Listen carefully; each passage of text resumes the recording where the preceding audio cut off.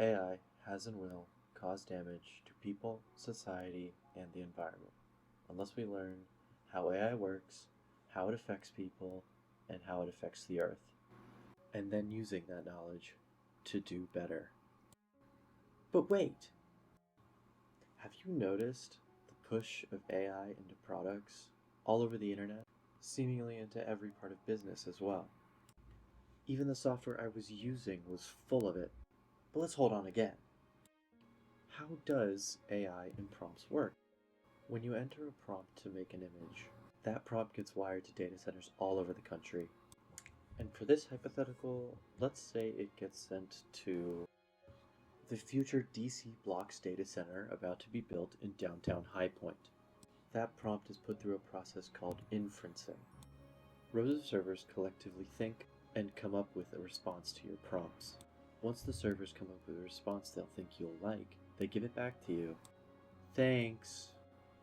But how does it know what to make? Well, this is called training. No, not training like the traditional sense. You could think of it more as stealing. Large tech companies take a magnifying glass to almost every image ever uploaded on the internet. They take all this data and scan it, looking for patterns and styles it can recreate, which is essentially plagiarism, since they didn't ask Van Gogh. He said, but you get the idea. And these companies, they don't ask anyone else. But let's stop and look back and think about that prompt we sent. Let's think about the energy cost of that prompt.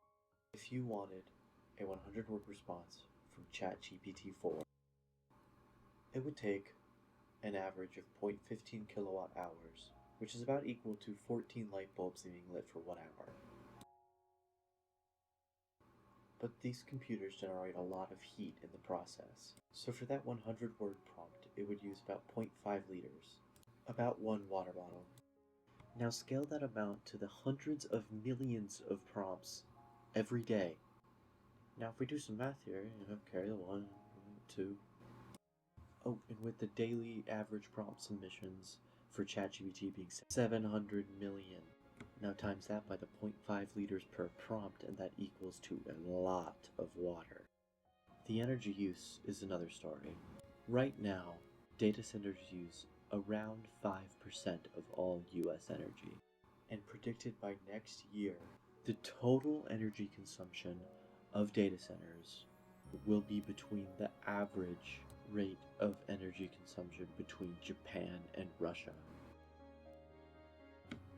Now all that power being used in those centers are going to create a lot of emissions. This has already been seen in places like Boxtown in Memphis, Tennessee.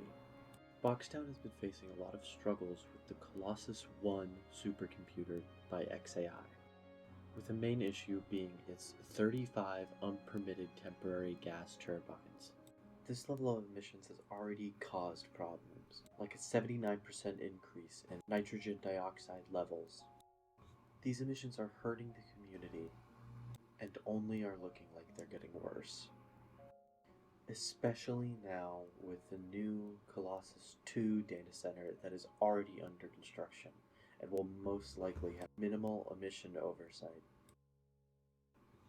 Now I know you can't stop all this, and I'm not asking you to, but we can spread information. This is my solution. A.Informative is a social media-based news outlet focusing on reporting the smaller but important stories. Think of it like when big news companies make Instagram accounts and post stories and headlines there.